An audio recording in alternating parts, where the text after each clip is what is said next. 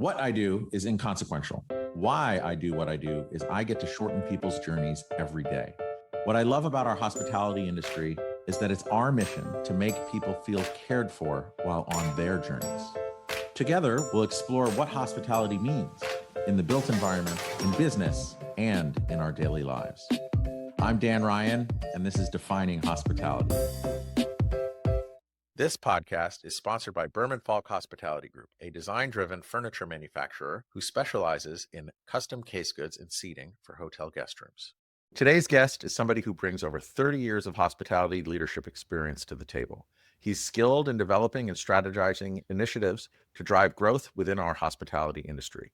His career spans working for Diamond Rock Hospitality, Strategic Hotels and Resorts, Starwood Hotels, and Hyatt. He's been featured in Hotel Report, Hospitality Net, Lodging Magazine, PR Newswire, and many, many more. He is the president and chief operating officer at Rockbridge Hospitality Management. Ladies and gentlemen, Tom Healy. Welcome, Tom.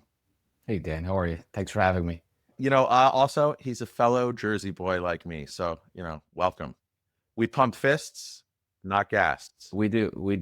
Coming from Jersey is a special place.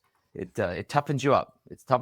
Makes you, and it gives you perspective for sure. Yes. So, growing up in the shadow of a major city, it does definitely toughen us up. Before we get into everything, I just want everyone to know, aside from our Jersey background, that I've known about you and heard about you for the 2+ decades that I've been in the industry, mostly from your tenure at Strategic Hotels and Resorts. And I know, you've worked with many people and you've impacted them positively that I know, and they've just learned so much from working with you. And I'm sure you've paid that forward in all of the different seats that you've sat in. One of the things I'd like to talk to you about within the vein of your career is from me knowing you at Strategic, there's all these super big format, luxury, incredible portfolio hotels. They're kind of the envy of any ownership group, I would say, right? They're these just really gold jewel kind of marquee properties. And then as you evolved, you went over to Rockbridge, which is heavily weighted in the independent space. And that's really where I got to sit down with you and get to know you, is through the Independent Lodging Congress. The first question I'm going to ask, and I ask everyone, but thinking about that more independent space, what does hospitality mean to you, Tom? hospitality, boy, it's growing up in the restaurant business in New Jersey. When I think about hospitality, it's pretty simplistic. You don't have to make it more than it is. I always thought, someone greeted you came to your house and stayed at your house, or how your mom and dad treated them. They welcomed them at the door, they gave them a good meal, they gave them a clean bedroom, and then they had a great time, a good conversation, and then they moved on. I mean, hospitality is truthfully that simple. I think it's about servitude. It's about putting yourself second and putting others first. I think that's the biggest challenge. When you think about this crazy world we live in, how many people truly, genuinely just get pleasure out of making other people feel good? And I think there's an element of that we, and it sounds naive and it sounds simple, but the reality is if you excel at this, you actually enjoy making other people feel better. Leadership's really about putting yourself second. You think about those experiences, like growing up in a supper club. My family had, restaurants in northern New Jersey and New York. And one of them was a supper club. It was this magical environment of where I was a kid, grow up. And it was in the 70s, late 70s, early 80s. And I saw they were, people trying to make it on Broadway. They were a very diverse group of individuals who cared deeply about each other. Where was that in Jersey? It was in this little town called Byram Township. It was called Lovey's Showcase, and it was a supper club. And classic New Jersey, in the middle of nowhere. It did really well on Fridays and Saturdays, and then the rest of the week it struggled. And these are all people who wanted to be on Broadway, so there's a real showmanship to it. Because I want to contextualize. When you were telling me this, we were sitting there, I don't know where it was. Maybe it was Denver. we were in person, and you were talking about it. I was like, oh, that sounds really cool and interesting, but I couldn't really visualize it. But then Tenye Kubak was sitting next to us, and she's like, "Oh my god, I used to go there as like a little girl for like when we had these big family nights. We would go there and have this big spectacle." So I just wanted to interrupt your story there because it sounds like a really magical place, almost out of like a Wes Anderson movie, or I don't know, something just has this magical spirit to it where like everyone working there is just passion, and it's just so memorable, and people would go there for like really important family memories to be created. Well, funny, if you remember that story, Tenya would get, when she got straight A's, that was her gift. That's what it was. I forgot Yeah, yeah, exactly yeah. what the gift was. So it was something that she worked for. She worked for it, and then she got, and then that's where she took her. That's the irony of that story, but still blows my mind. The irony of that story is that she has always and will always get straight A's in everything she does. She's remarkable, right? Yeah, so She really that's is. fair. Yeah. Oh, sorry. Okay, carry on. No, no, that's so no. It was just a very unique environment where the people that worked there back then, you talk about alternative lifestyle, or people couldn't be themselves outside, right, in the workplace. It was very it hadn't been accepted yet, and in this place, in this environment, it was magic. People could be whoever they wanted to be, and there were many relationships and many. Truthfully, I can't tell how many people that were there fell in love, got married, escaped the world with each other. It was just a magical place that they were allowed to be themselves, and that was my grandfather, excuse me, my grandmother, my aunt, my uncle. They were all, it was a family business, and so people were allowed to be themselves. And you grow up in that environment, and you see. I don't think you realize it when you're going through it, and then you fast forward. I'm in the hospitality business, working for years and years, and then I never forget. Like, I always felt like running hotels, that the leadership in the building should represent the population, right? Mm. Because how do people relate? They want to be able to relate best to leadership, right? You're going to trust and believe and the leadership. And so how do you do that? And so people have a tendency to, they have a tendency of, if the population was Haitian, the housekeeping population was all Haitian, the management should be Haitian. We should help promote supervisors, make them the managers, and lead, because it's great for culture. It's great for trust. It's great for, just team dynamics. And so with that, it was always with that mindset that as I built teams, I was like, I want the most diverse teams. I want more women around me than men, because they're more intuitive. They're more thoughtful. And probably that's my growing up with my mother and my aunt and my grandmother. I was raised by 3 women. My mom's 2 sisters couldn't have children, so my mom shared us. And so I had this amazing childhood that was restaurant based, but also a lot of love. And we traveled everywhere together. We did everything together. And that influence, it's like everybody else. You pick up things along the way that you don't even realize you're picking up. And so then fast forward, running hotels and being a leader, you go, hey, I want my team to be diverse. And then so I was always quick to be thoughtful about having a very diverse team. And then all of a sudden incentives started coming out in the early 90s, around, mid 90s, around having incenting diversity, people of color, women in leadership. And I've said, geez, that's what I've always been doing that. And so the irony of the story is that where I'm building up to about this leadership comment is, I went to there was diversity training at Starwood way back when. And I'm like, I'm not going to that. I can't do any more than I'm already doing. It's silly. I don't need to do this. It's a waste of money. And I thought, you got to go. And I'm like, I'm not going to go. And they made me go. The irony is I went to this silly training thinking I don't need this. And it turned out it was probably the best training I'd ever gone to, because I sat in the room and we came off a break. It was like day 2. And it was the room was purposefully diverse, like leaders. They were all senior leaders from within Starwood, men, women, people of color, everybody. And we came off a break and they were like playing Vivaldi, and it was amazing. And they put up this flip chart paper around the room, and like Italian, Irish, black, white, Japanese, Chinese, right? You name it, they had a flip chart pasted on the world, and go around the room and then write, not that you've ever said it, not that you've ever think it's right, but anything you've ever heard, write it on the board. And like everyone was kind of giggling. It was like, and I'm like, I could, I make fun of everybody. So if you make fun of everybody, you, that's just kind of how we grew up in New Jersey in a supper club. You made fun of everybody. That's how you got through the day. So I'm like, I'm going through like, I can help. There are people, I was with HR, they wouldn't write stuff down. I'm like, I'll write it. And so as it was going through, it was everyone was laughing, ha ha ha. And then when people started looking up at the board, then holy cow, I can't believe someone wrote that. Holy cow, I can't. And then it got quieter and quieter, and the proctor was pushing people like, come on, write. You heard more, write more. And then people now are uncomfortably going around the room writing stuff, and that meant, mind you, it's a diverse room as well. And so then, quiet, quiet, quiet. Everyone take your seat, and and I remember it was dead silence in the room. And he said, close your eyes. I closed my eyes. And he goes, picture a time you felt like you didn't fit in. And I closed my eyes and went right back to freshman year, gym class, regional high school. I came from the smallest town. I was the smallest kid in my class. I didn't have any relationships, first gym class. And I was the last pick, the default pick.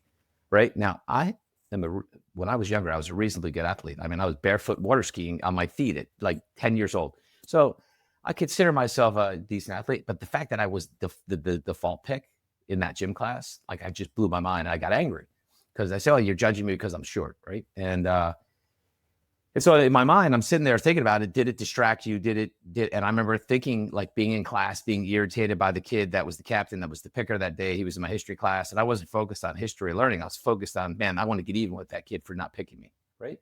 And you think about those behaviors at like, you're a freshman in high school. And I remember sitting in the chair, my eyes closed. And at that moment I said, you know what diversity is about? Diversity is all about productivity. It's really about being comfortable. And the thought that came into my head was leadership. My definition of leadership at that moment, in that time, was making the most uncomfortable person in the room comfortable. Because when you do, right, when you make people comfortable, they're more dynamic, they're more creative, they're collaborative. You could build pyramids without cranes, right? When you're inspired, right? And so really leadership and hospitality, when I get back to it, is really about making people feel comfortable. How do you make them feel valued? How do you make them feel, and then being, and not being, once again, servitude, like you shouldn't be ashamed for being in hospitality. But once again, think about hospitality in the United States of America. Everyone's like, I'm going to law school and I'm in the hospitality business while I'm doing that, or I'm going to be an actor and but while I'm doing that, I'm going to make it on Broadway. And while I'm doing that, I'm going to serve and be a server.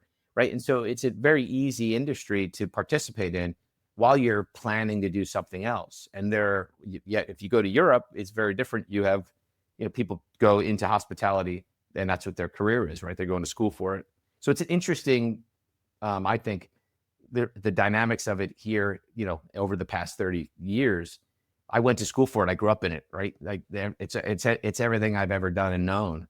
But that's not as rare, right? That's not common. It's very rare. Most people get into the hospitality business. They had a history major and they were doing something, and then it evolved into it and they stayed in it. It was great. And that's how they got there. So I think back to the point is about servitude, you have to have an attitude about pleasing people. I always say, how do we help people connect?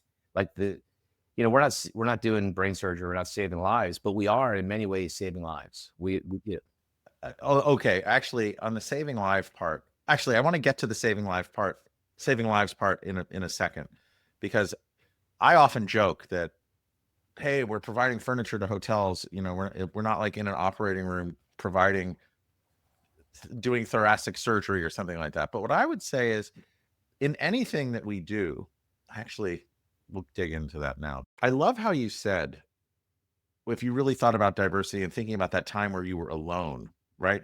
And when people are in their most vulnerable or most depressed states, oftentimes it's because they're alone. It's like the lack of human connection. There's a need for human connection that's not happening. And I think that idea of hospitality, which is why I think this podcast has grown into other channels outside of what we do, is the hospitality industry has like created a way to like break through those barriers. But to hear you talk about diversity and thinking how that's being alone, it makes total sense, because we provide these moments, whether it's like we're opening a hotel or going through a set of approvals or greeting someone at a door or greeting someone at a front desk, where it's an opportunity where you don't have to, you get to say, "Hey, how are you?" Have that really incredible person to person experience. You have that, um, you get to hear what's unsaid. You get to check out that vibe and like take it that extra step. What are some ways that you found that through hospitality have really impacted others and I don't know, and saved their life? That's an interesting question. I always said you'll never know if you save some lives by holding a door open, just making eye contact. The world's very lonely. It's probably more lonely now than it's ever been because of these, the iPhones and everybody's heads down, and you're not, people aren't making eye contact and engaging with the world. And I do think that there's a lot of data that talks about people in relationships, divorce, like a lot of it ties back to loneliness. The individual is lonely, they don't feel valued, they feel disconnected. I always use my personal life. Marriage is hard. I've been married 34 years to the same woman who I've known since she was 8, I was 12, right? We grew up on the same lake together, 3 kids, 3 grandkids. It's been an amazing run, but it's not easy, right? And I've always used that you think about the hospitality business, and you think about, like, when I was at Strategic, we had great hotels every year. We'd go to Make-A-Wish in Miami, and that was our one weekend. And there were years I didn't want to go, and there were years she didn't want to go, and every year we made each other go, and we always reconnected. Like, it was like no kids, doing good, raising money for Make-A-Wish. How do you not feel good leaving that environment? And it happened to be probably the greatest single party event in the country every year. It's the most amazing event. And we reconnected. I mean, we had the Four Seasons Putamita, and we like same thing. We haven't. Let's go away for a time, and we get away and back to hospitality, back to service. Like, how do you help people reconnect? And I do believe, think about why people are going to the hotels. I mean, they're either going on business, they're going to learn, they're going to see family, they're going for a funeral, a repast. They have no family, they're alone. How many people this sounds terrible, but how many people go to hotels to commit suicide? Because why? So how do we, in the hospitality space, right, recognize and look and identify behaviors, nonverbal cues, looking at people's, and just being kind. And that simple recognition, kindness, you think about it. I mean, this is what drives me crazy. And I used to, and I still gets me crazy. It's like you go to Home Depot, you go to Lowe's, you go to anywhere, go to CVS. There is no service anywhere anymore, right? With exception of New Jersey, because they pump your own gas. But even in New Jersey, they're not friendly when they pump your gas, right? But there is, like, you go to places and you're expecting service, and it doesn't happen. And then I come to, like, our hotels, and I see we're falling over each other to take care of guests. And yet we're not getting paid for it. Like, I'm a capitalist. Like, we should create an amazing environment. We should have amazing furniture. It should feel good. It make you connect. Like, you don't even have to realize why you're connecting, right? But it's the environment, it's the music, it's the sound, it's the smell, it's the sofa, it's the FF&E. It feels good. It just makes me want to fall in love. And then you're doing all that, right? And yet we're not getting paid. And that gets me insulted, because same thing, like, you should be, and I say to the leadership teams, you should be insulted you're not getting paid for that. Like, we're providing and going out of our way to care. You don't get that anywhere anymore. And yet you shouldn't accept someone not wanting to pay for that, because I would pay, right? Think about it. I would pay thousands to reconnect with my wife if we're having a fight, right? What? Because what's the alternative? Like, Misery. yeah, loneliness, right? So, Tom, I have a question as far as you just said something in the sense, or coming from from Strategic, where you have all these like super large format, full service luxury hotels with incredibly large staffs. It's also publicly traded, right? well, it was. It was when you were there. It was, right. It was publicly traded. Now it's been taken private. But that's a whole other different realm and day to day. Um, as you look at your journey and also taking everything that you said from making a difference, diversity, connecting, punching through loneliness, to get to that personal connection, what is the stark contrast that you see between a strategic hotels, which is awesome, and staying at those properties? I've stayed at many of them and had incredible experiences, to where most of your properties now, I believe, are independent hotels. I mean, you still do have branded ones. They make up a nice chunk of the pie. But what's the draw financially, where you're doing private fundraising with Rockbridge, and you've even created a management company called Make Ready that caters to those independent hotels? What's the financially, culturally, from your sense of purpose, what's the draw to independent hotels? Well, culturally, like there, if you think about the culture piece, like we just did Make Ready does an event with all the senior leadership and all the hotels called Guild, and it's heavily focused on culture and learning and the cultural piece and the flexibility. Like if you have an independent hotel, you could do, there are no rules or no restrictions. You can do whatever you like, right? When you think about it, when you work with a brand hotel, doesn't matter what it is, a Marriott, a Four Seasons, Ritz, Hilton, Hyatt, they have their brand standards. They have all their rules. They have all their requirements. Some brands have more than others, but there's a lot of requirements because it's the brand, and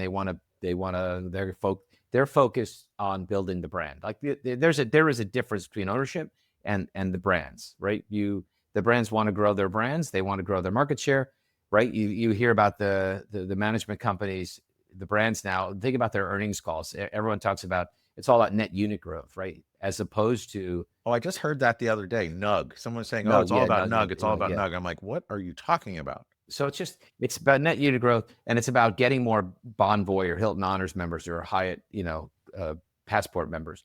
It's all about that growth in there, and those are you heard they say those are the moats around their brands that protect them, that prevent their brands from becoming basically an OTA, right? In theory, it's what's a brand? It's an OTA with a rewards program, and I know that they don't like to hear that, but that's my view. And then so from my perspective is as owning a brand like Strategic Days, Diamond Rock Days, it's like I don't care about Hyatt hotels or Marriott hotels of Southern California. I care about my hotel in Southern California. And how do I get the most exposure? Because you're competing against the brand itself. You have 30 brands at Marriott or 31 brands. You're fighting against Marriott for transient rooms. You're fighting against Marriott for group, right? So and then on top of that, you're fighting against the other brands. When you're an independent hotel, you get the complete flexibility. The technology exists now to go target directly to the customer, so you can message the customer, target the customer, customize for the customer, and it's not tied to points. It's tied to experience. And so I like the experience piece. I tell a silly story about in my previous life. We had this junky little hotel in Key West, and there was a few of us, but Debbie, who does like commercial strategy, is from the Keys, and we were like, hey, we have this hotel. We have no restrictions. Like, we can do whatever we want. Let's have fun with it, right? And so they said, well, like what it was. So we started playing around with the name, and shockingly, Havana, this little hotel called, it was the Inn at Key West, Havana Cabana, the name was open. The website was available. I'm like, holy cow, how is that even possible? It's a fun, gimmicky name. And so we said, let's have fun with it. No one's restricting us from doing anything. So we had, it was a great pool, right? And it was an inn. And we, cleaned up the rooms, made it fun, designed it with, everything was we paid homage to Cuba, and everything's Cuban. Like all of the art in the building was women, Cuban, smoking cigars. We had graffiti work done in the lobby where it's a young woman going up with her boyfriend, and then coming down. So wait, you said earlier you're a capitalist. You're talking about diversity, and now Yeah, you're talking about Cuba. You are like a puzzle, my friend. very complex, like a Shrek, a lot of layers, a lot of onion, like an onion. Yeah. We're having fun. We're like, hey, we can do whatever we want. The soap and conditioners are in Spanish, right? And Marcos, who God love him, is from Argentina. He was like, hey, let's have fun. Let's put funny things on the bottle that nobody realizes. And we're playing Cuban music. The smell's great. The pool experience we said we're gonna have the best Cuban sandwich. We brought in a trailer and we put a palapa, the big the Seminole Indian tent, palapa, tent up, and it was fun. And what we did was we took some B-roll footage of cars driving around Havana, and we put that up in the lobby. And so when you came in, you saw it was the driver's view driving around Havana from a 57 Chevy. And then we had two 57 Chevys made and put them out front. So that's a long story to tell you. Here's what happened. So we said, hey, go, if you post on Instagram, right, we'll give you a pair of Havana Cabana sunglasses. And so people were posting. And we're like, hey, this is kind of fun. Now, this is pre-COVID. And then all of a sudden, people were putting their stuff on the web. And we're like, and as an independent hotel, we're monitoring it. It was like, hey, what a great picture. Like, that's really amazing content. Like, beautiful people sitting on the car, right? And could we use it? And they said, sure. And so we took it. We started taking user-generated content, dropping it on the website, and then tagging it, right? Giving them credit.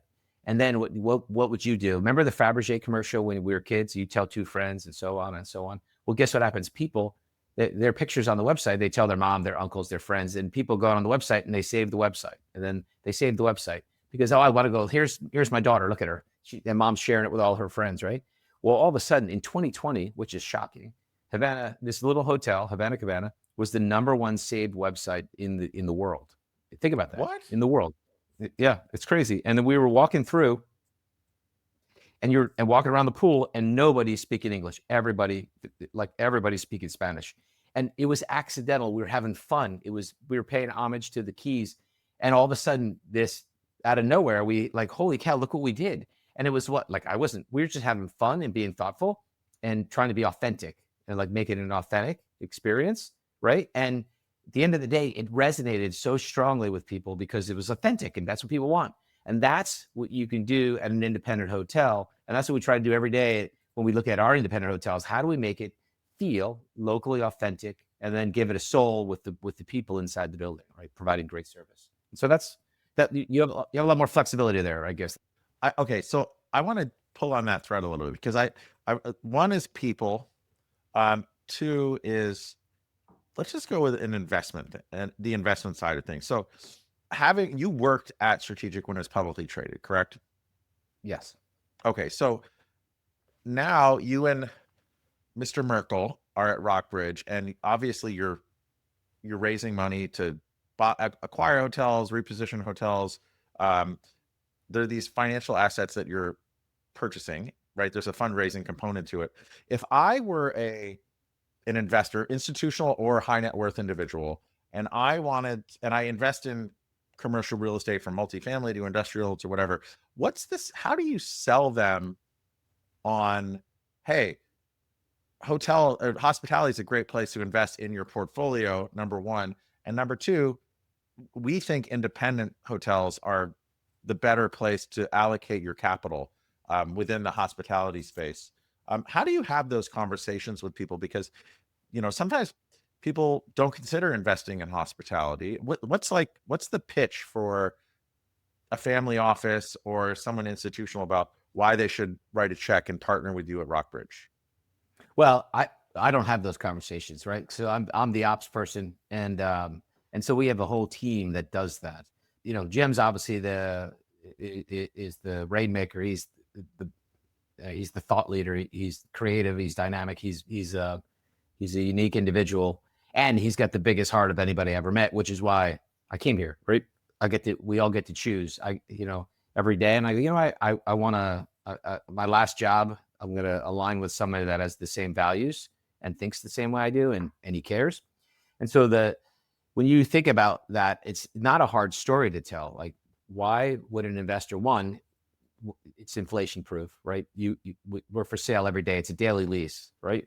So and just so everyone understands, so basically, like, you get to adjust your rates every day. You're not locked into a 1 year, 5 year, 15-year, 20-year lease. It's a hedge. So it has been a hedge against inflation.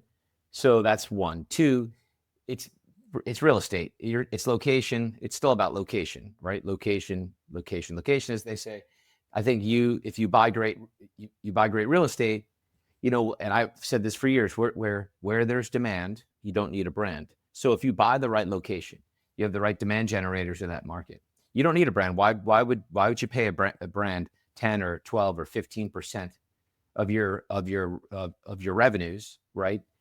If there's demand in the marketplace, right? So where there's demand, you don't need a brand. If you have great locations, great real estate, it'll perform. You have all the tools available to you to target the customer, to do everything that the brands can do. You can do yourself directly, right? And so that's advantage, and you're doing it for less. And then the flexibility. You can do whatever you want. You can invest whatever you want. You're not asking permission to, hey, we can't put that chair in that room. Hey, I want to put a dentist chair in every room. Oh, you can't do that. Marriott, so you can't put a dentist chair in every room. Well, why can't I put a dentist chair in every room? And that's not against brand standard. You can't do that. Well, that's what we want to do. That's our theme. I mean, it's a silly example, right? But the point is, you have the flexibility on the investment. You have the flexibility on the FF&E, the OS&E. You have the flexibility on the exit, right? Your cap rate is going to be lower than it would be encumbered with a brand, right? So the value of that real estate is going to be higher because it's unencumbered, because it's flexible. There's flexibility to it.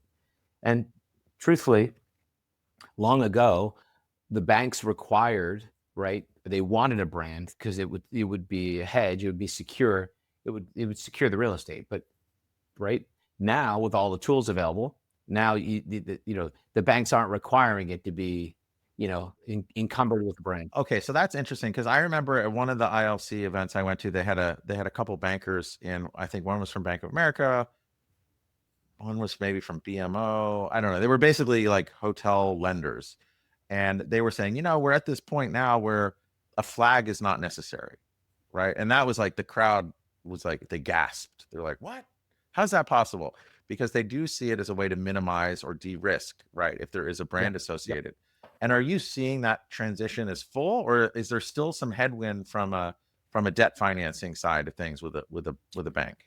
I don't think so. I mean, like, if Tom and Dan wanted to start their hotel company tomorrow, and we bought one hotel, and it was just you and I, and we had no track record, you know what I mean? There might, and no, history. There might be. That would be fun. We should do that.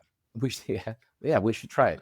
But think about it, the lender would say, "You guys have no credibility. Like, why would I want to give you? I want to de-risk my loan." What do you mean? I got a podcast, and you're the president and COO of like a huge hotel company. That should check all the boxes, right? I mean, it should, but no one's calling us, Dan. Our phones aren't ringing. Not even Mick Jagger behind you is calling today. It's not even the podcast. Oh God, it just doesn't carry the weight I thought it would. But you're finding that the banks have fully made the transition to just say, okay, a flag not necessary. I don't know if everybody has. I don't know if the big banks, the national banks, the regional banks. I think it's case by case and location by location, right? It depends on the real estate, and then I could argue the other, right? You're one of 31 brands in a secondary market. And you're one of 31 Marriott brands in a secondary market, and it's a softer market, and you're competing against everybody, and you're one of the best locations in the market. I do think that in that environment, that brand is going to hurt your rate. You're going to get diluted because of programs that they have. They have their GPP programs and their global accounts, and they're negotiating at a macro level, and you basically either sign on or don't sign on for that program. And in many cases, you have to, right? And so you sign on for these programs, and then you lose your pricing control. Now they'll say that's not true, but it is, in fact, true. It's true. Like, it does happen. So there might be a cap to the top of the rate, and there might be no bottom on the rate. And so depending on how the market's doing, so if it's a softer market, you could really, dynamic pricing is unique in that it really works well on a market that's going up. Like I started dynamic pricing years ago, rate efficiencies with Four Seasons, because I'm like, hey, you're sitting in a room, and they're like, hey, we're 200% of the market. Like, look at us, look how great we are. And I'm like, well, but how do we know you shouldn't be 250% of the market? Like what, right? People, you're validating people. People are coming here because I remember the old days, like Goldman Sachs had a $300 rate in DC, a $500 rate in New York, a $190 rate in like Austin, and $200 rate in Palo Alto. I'm like, well, this is crazy. Like, you're diluting your brand. Like Goldman Sachs doesn't care. Like Goldman Sachs is showing up to your hotel. They want to they want to be able to tell all the guys they're closing deals with that I'm staying at the Four Seasons, and then you have a $300 rate gap difference between New York to Palo Alto, and you go, and I would say to myself, as a Four Seasons customer, I expect the same service delivery, right? It doesn't matter what Four Seasons I'm in. I expect the same service delivery from the front door all the way to my bedroom, and so you're hurting your brand when you have that wide of a deviation on your corporate global rates. Like, you got to stop that. And it was like this moment where they were like, oh, that's interesting, but you don't, if you look at it in a vacuum for each property, for each market. But at the end of the day, a Four Seasons is going to be a 6 or 7 cap in every market that they're in, right? And so if that real estate's that value, then shouldn't they be paying the same similar rate in some band that's acceptable? There should be guardrails on it, right? And so those are and by the way, that's not a negative on Four Seasons. They're the best. I think they're one of the best brands on the planet. I think there's something we can all aspire to. And yeah, no, they're amazing. They're amazing. Their people are amazing. Their culture is amazing. They have a retail customer. Hey, everybody, we've been doing this podcast for over 3 years now. And one of the themes that consistently comes up is sustainability. And I'm just really proud to announce that our sponsor, Berman Falk Hospitality Group, is the first within our hospitality industry to switch to sustainable and recyclable packaging, eliminating the use of styrofoam. Please check out their impact page in the show notes for more info. Okay, so on the financial side, I get it. And I also understand that Jim and all of your investor relations teams are like handling most of that. But you said that you're kind of like the conductor of the symphony of people. I just put all that together there. But someone who might want to invest in a hotel would say, if they're allocating capital to a certain pie of multifamily, industrial, hospitality, office, they may look at hospitality and say, God, it's just like so many people to like hire, retain, train. And I guess that's where to quote Liam Neeson, your special set of skills comes in, right? I've never been compared to Liam Neeson. Didn't you ever see the movie Taken? It's one of my favorites. I did. It was terrifying. I made my daughter watch. Yeah. I have a special set of skills, but instead of killing people, you are getting everyone to kind of work in unity. You're building culture. You're creating retention. You're creating these special moments for people at scale, right? If I talked to someone before COVID, like a general manager, I'd say, what keeps you up at night? It's not like, are the rooms nice or the guest reports good? It was like, are there housekeepers going to come up? Are they going to come to work? So let's go to that Key West property. Key West is super small. It's like at the end of the road, literally. It's 90 miles from Cuba. How do you recruit and retain people in these like hard to get to locations? I know you said it's location. But is there a thread through all of your properties about like what kind of people you attract? That's an interesting question. Like as the real estate owner, right? We're not necessarily attracting and hiring people, right? We ask questions about it.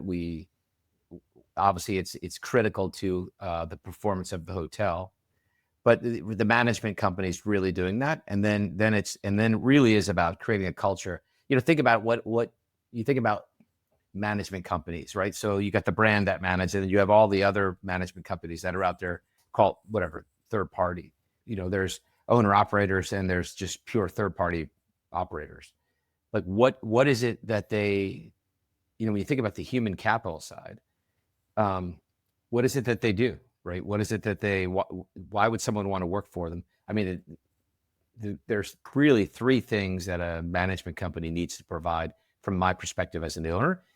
1, a culture, an environment that people want to work for. People want to feel proud about who they work for, right? Like one of the core elements of being a human, right? Why do we go to church and root for sports teams and go to concerts and get inspired by music? It's like we want to belong and participate in something that's bigger than us. And I think a culture is, and which is what I think we've done at Make Ready, creating that culture, environment where people feel valued and belong. That's what Four Seasons does. That's what, the luxury brands do really well. I think you have to, you create that environment. So we want an environment that people want to work for and be proud. Two, you want controls, right? You need controls, right? You got cash coming in, cash going out. You got, pricing and all the things that go on in a hotel on a daily basis, right? You got just inventory and how do you control it and make sure protect it and right and minimize your risk. And then lastly is technology. Like what kind of technology platform did they bring to the table? Is it from a revenue standpoint, from a control standpoint, from a connectivity standpoint, like from a labor control standpoint, from a food procurement standpoint, what type of technology are they using? Is it outdated or is it current? That it's it's relevant, it's not crazy expensive, and it's effective, and you can see all of the data, right? You want to be able to get anything else. It's patterns, right? When you think about looking at a building, you're looking at an investment. You go, you're looking for patterns, and when you see patterns, then whatever it doesn't. It could be consumer behavior, it could be controls, it could be food, the cost of flour. Right, all of these are patterns, and when you see a pattern, right, that's when you go, oh, opportunity. And so identifying patterns is where the opportunity exists, and that's our job. And so technology, right, helps leverage or be able to see clearly patterns, and then patterns helps you make better decisions, and then helps find opportunity, and that's where the value add comes from. So, Okay, so then for you in the ownership seat, if Make Ready is managing your hotels, okay, you guys have you attract and retain for culture, and you champion culture. You have, obviously, you're managing it, so you have your controls that you want to see, and you can see your patterns. And then you have your technology suite that's either inherited with the hotels and you modify to work for you, or you implement your own technology suite. When you're looking at a new property that might not be managed by someone like Make Ready, how do you validate or vet for culture? oh, it's hard to do, right? But it's arguably the most important thing, right? Yeah. No, I think, look, at the end of the day, the GM in that building is always going to be critical, right? Like what's the priority of that GM? How can you influence that as the owner? At the end of the day, I always I joke like, hey, we're 3M. What's RBHM do? We're like 3M. We don't make the things you use, we make them better. And so how do we influence like better? How do we help redirect and focus? You might have a very good guy who's been running a hotel, and it's a great location, good bones, right? Maybe hasn't had all the capital it needs because the prior owner is looking to exit, and so it's heavily focused on reducing costs as they're trying to exit, right, the building. Think about an owner that's selling it's going to really be prudent, wants to maximize its NOI so that it's selling at the top of its performance, right? And so you have a GM that's in that building. He's getting a lot of pressure from ownership to be frugal, be prudent, don't waste money, don't reinvest because we're going to sell this asset. Then you come in and you buy that asset, then you have to be thoughtful about it. Like, hey, why wasn't this done, or why wasn't that done, or a lot of questions, right? It's like Six Sigma, ask why 7 times. Like, hey, what happened here? Why didn't this happen? Hey, why do we have what's your turnover? Like, what are your, what's your employee satisfaction scores? You're starting to pay attention to those things. And then what you'll see is it may not be the leader. It may be the fact that he was just getting squeezed by the prior owner on the way out. And he didn't believe that, or she didn't believe that. But they had no choice. That was the job, the task at hand. And so you have to judge all that stuff in a vat. You can't put it, you got to judge that, case by case, location by location. And it's all measurable. You can see it when you walk in the building. When the culture is good, when you walk in a building, we all see it. It's not rocket science, right? Do people look at you? Do they make eye contact? Do housekeepers make eye contact when you're walking down the hallway? Like those little behaviors matter to people, right? A Yeah. smile and eye contact. You may not have to. You think about it.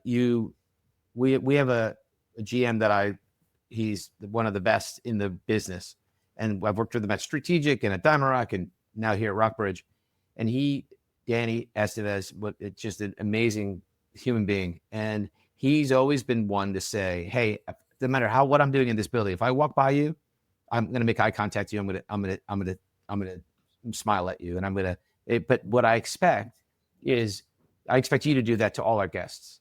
I don't care where you are, what you're doing. If you see a guest, you make eye contact and you say hi. That little culture. Now, Danny said, if I walk by you and don't make eye contact and say hi, I'll pay you $100. Right now, in the course of a year, he paid 3 times, $300. Like and they call him on it. Like hey, you walked by me, didn't say hi, and he was like, oh, I might have been doing a sales tour and I didn't see you, but he pays on it, and everybody knows it, right? Oh, wow. Danny, I'm coming at you. Where is he now? He's at the Adolphus. Okay, that's in Texas, right? Yeah, it's in Dallas. Yeah, but you create it, and that's just one of the little tricks, right? It's not a trick. It's one of the things he does to recognize people. But if I'm going to recognize you, right, then I expect you, and it's just about accountability. Think about it, right? It's accountability. To me, that means that if he's always looking and ready to be receiving, even if he's on a sales meeting or if he's walking around and giving someone else's attention, he's also paying attention to everyone coming out and creating an opportunity for that human connection, right? So he's focused, but also open to everything else. And making that room and being able to have that impact on others is so much about what hospitality is. And then using him as an example, and that perhaps that I love that story. How has your perception of hospitality evolved from when you were at these larger format, big luxury properties to where you are now on the more of the independent side? Has it changed? Is there a thread that ties it all together? It is, like, back to the starting point of this conversation. It's no different than having someone to your home. It's not. We overthink things. It's not that complicated. People think about what their needs are. People just want to be recognized, right? They want to be valued. They want to be recognized, right? And that's what Danny's doing, even when he's walking with other people. Yeah. And you create a culture that I'm gonna do it for you, and I expect you to do it for everybody else. It's pay it forward, really. It's the best one of the best movies of all time. It's like, hey, pay it forward. I'm gonna do something for you, and I expect you. I'm gonna act with kindness, and I want you to act with kindness. And if you don't do that, then you're gonna stand out, because most people want to provide service. They want to take care of the customer. They want to be appreciated. There's no difference it doesn't matter if it's a restaurant, a hotel, a banquet facility, anything, any business inside a hotel. It's all the same. It's about recognition and genuinely appreciating the fact that people are there. And if you can't fake it, right? I'm sorry. I always think that's the difference. I'm not going to say, like, some hotel companies do service training, and their service training is around, the process, right? And then some service companies do training around behavioral cues and reading nonverbal communication and body language, and how to, and so what's more important? I mean, I hate to say it, but the fork goes on the left, the spoon goes on the right. Yeah, that's important, but it's not devastating if the fork went on the right. But if I didn't recognize someone was having a bad day, or they walked in the front door with a cold, and I didn't say, hey, we have chicken soup, can I send a cup up to your room? Those are hey, by the way, you're missing your collar stay, and I'm going to give you, here's mine, have my collar stay. Like, those little acts of generosity and graciousness and whatever you want to call it, that's what gives a building a soul.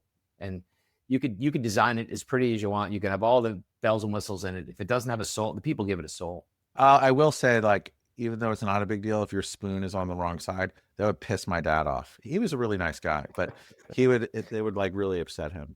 I have that reaction with unfilled salt and pepper shakers. Or if you're in Key West and it's just a solid block of rock salt. Okay. you had a health scare recently, and in what we've been talking about a lot is kind of like, well, we started off talking a lot about the why, and then we got into a lot of the what's about what we do, right? As you went through that and kind of like reevaluated, took stock of your life and your family and what's going on and what the future might be, did it change your idea of why you've chosen the path you're on? I don't think so. Did it reaffirm it in any way? I think it's certainly reaffirmed the look. This is a hard business, right? Mhm. It's a very hard business. So to be in the operating side is very difficult because it's hard work and it's just time. It does put things into perspective, right? Time. When you start thinking about things in the form of time, like when you get scared because of health issues, you go, or how much time, like, am I utilizing my time most effectively and most efficiently?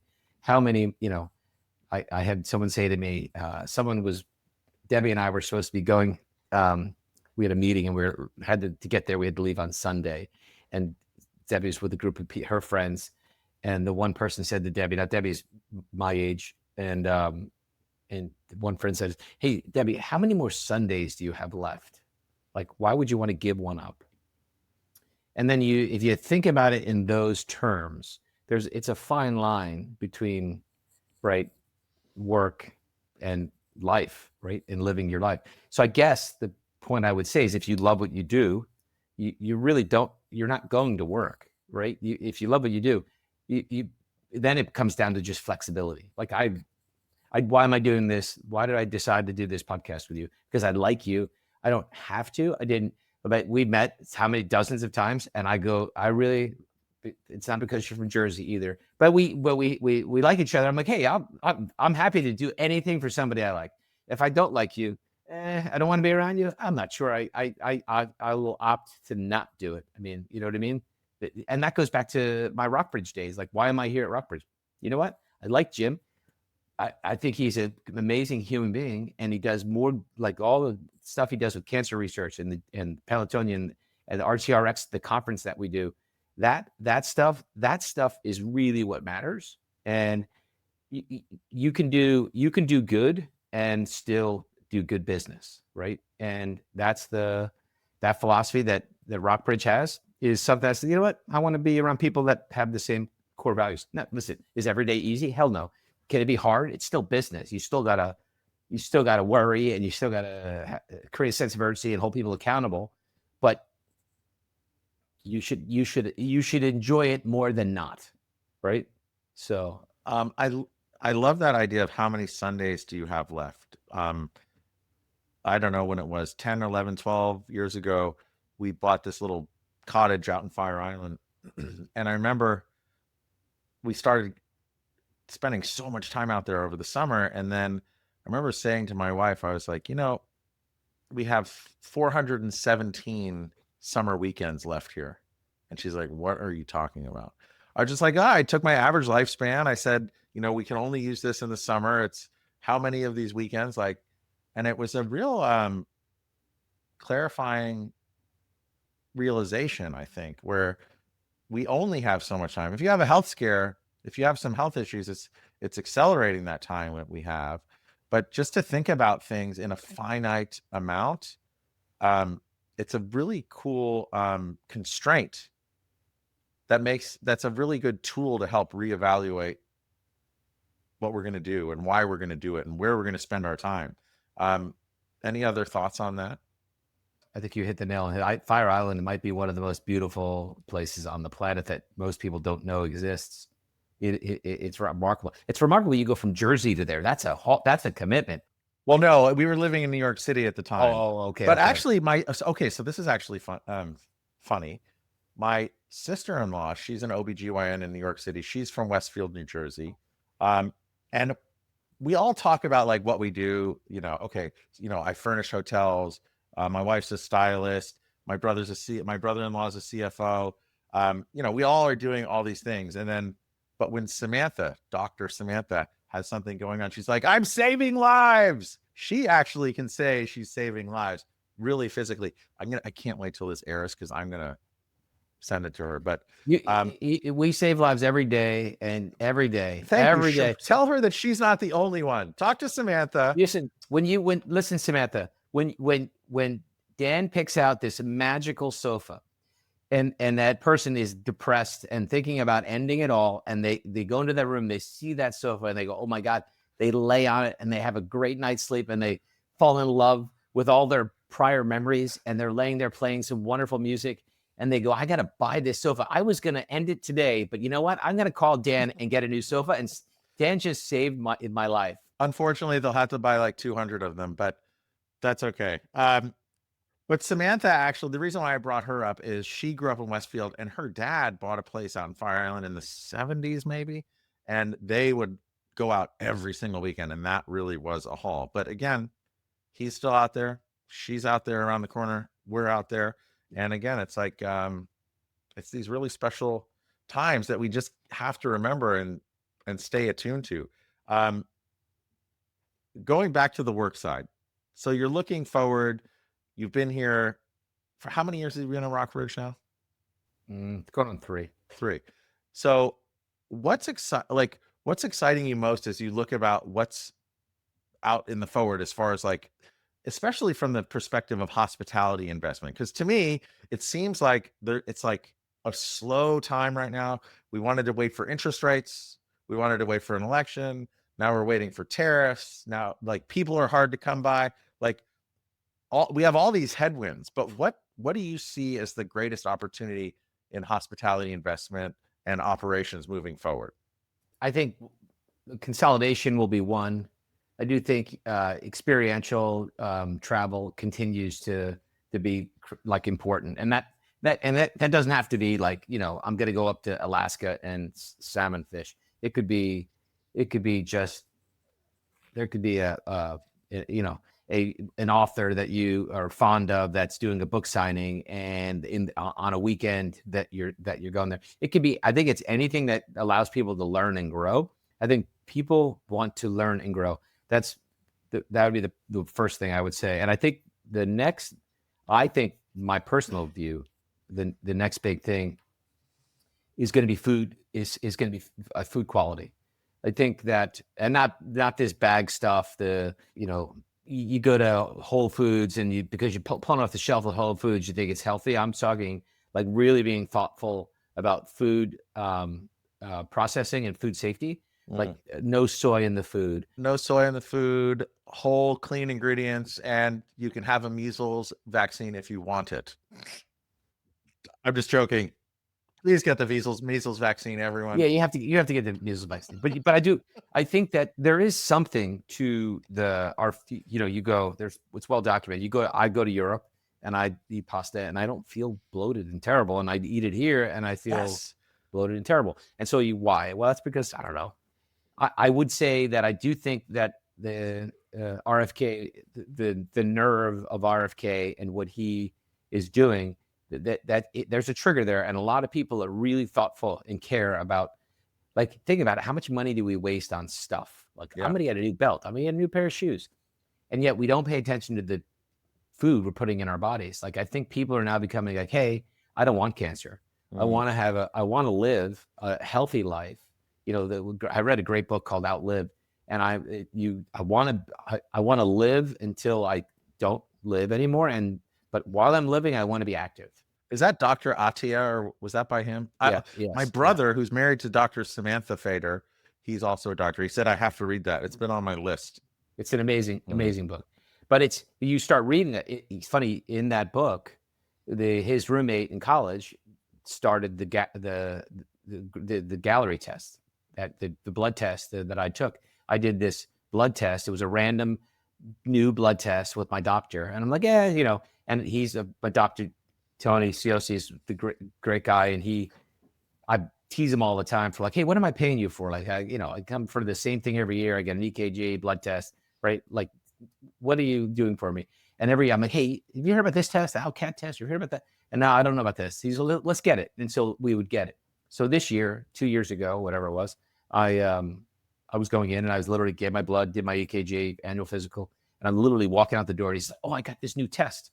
And I said, what is it? He goes, oh, it's called Gallery. And it's a new blood test. It identifies 52 different cancers in your body. Da, da, da. And I go, oh, that's interesting. And he goes, I go, how much is it? He goes, it's not covered by insurance, $975. I don't make a dime on it. I'm like, well, that's expensive. And he looks at me, he goes, I did it. Don't you want to know? And I'm like, all right, I'll do it. Yeah. How many belts could you could probably buy 10 or 15 belts for that, right? And you probably would. We're so stupid. Exactly. So I go back in, I get my other arm, I get blood out of it. A week later, my blood test comes back and good, great. Same thing, eat more fish and exercise. And I say, hey, what about that other test? And he goes, oh, it's not back yet. So a couple weeks later, the test comes back, calls me early in the morning on a Monday. He says, hey, the test came back, and he came back positive. And I'm like, oh, that's cool. And I say, hey, when do you want to go play golf? He goes like, what are you talking about? I go, it's positive. He goes, positive is negative. I go, what do you mean it's positive? And he says, it came back head and neck. And I'm like, what? I went to the James, and they accepted me quickly because of the relationship. And I got in, and yep, there it is. The biopsy, they do a camera, yep, there it is. And they said they found the cancer they found 18 months, roughly 18 months sooner than it would have otherwise been detected. Because obviously it would get detected because you get swollen glands and stuff, but I had zero symptoms. So because it was found so early, my treatment options changed. And I took the option of less radiation because I didn't want to lose my taste buds and lose all the stuff, And I said, I'm going to go with less radiation. I'll do chemo with radiation. And I ended up going to Sloan because it was a trial, and the James didn't have the trial. But the point is that back to the book, people don't know about these things. Like I keep saying, I wrote my congressman, I said, everybody should have access to this test. Like, why shouldn't they? Why shouldn't insurance cover this? Like, think about it. I could afford it. And it found it 18 months, and it changed the way my treatment performed. Think about it. But if it found breast cancer early, or ovarian cancer early, or, kidney cancer, these are big things. Technology is advancing in a way, I think.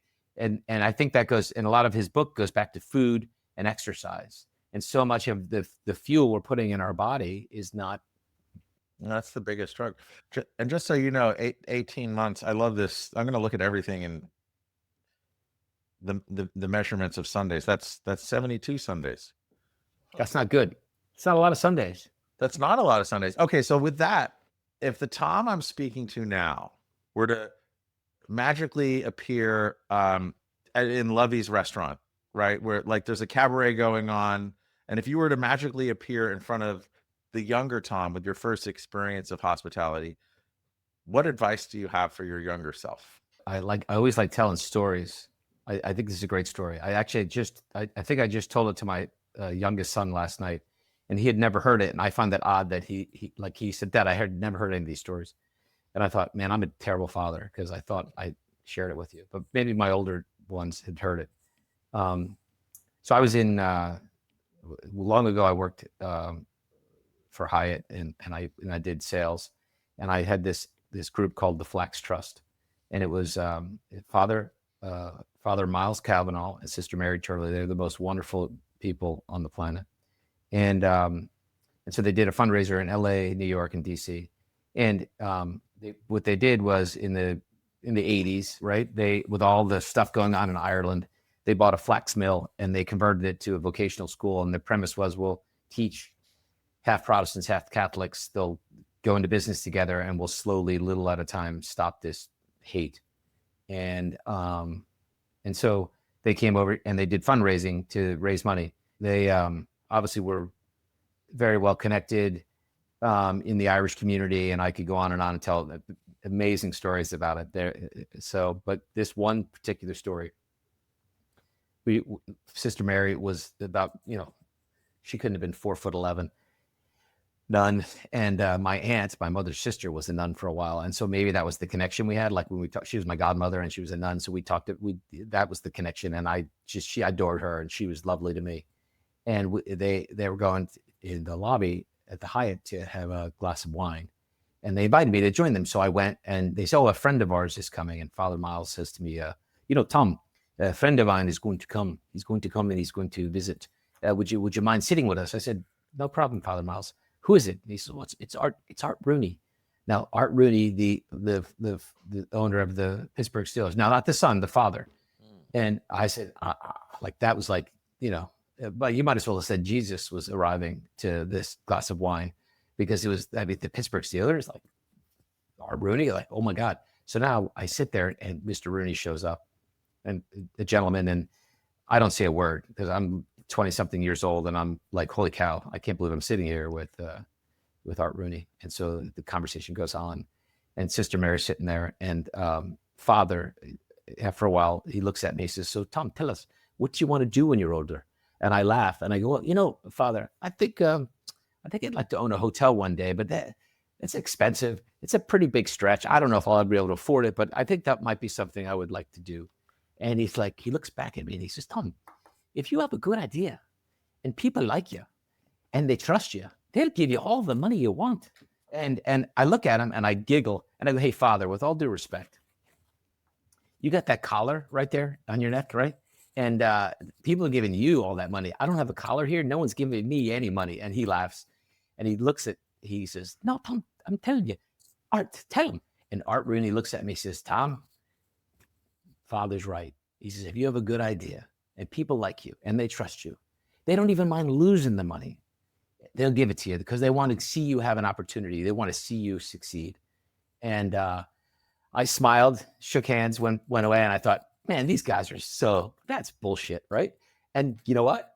Years later now, there's no truest statement ever said, right? It's true. If you have a good idea and people like you and they trust you, and you can articulate what that idea is, I think people will invest and the money's there. And I've seen it over and over again, but it's taking, I wish today's Tom would have told yesterday's Tom that advice, and Tom believed it. He didn't believe it at 20 something years old.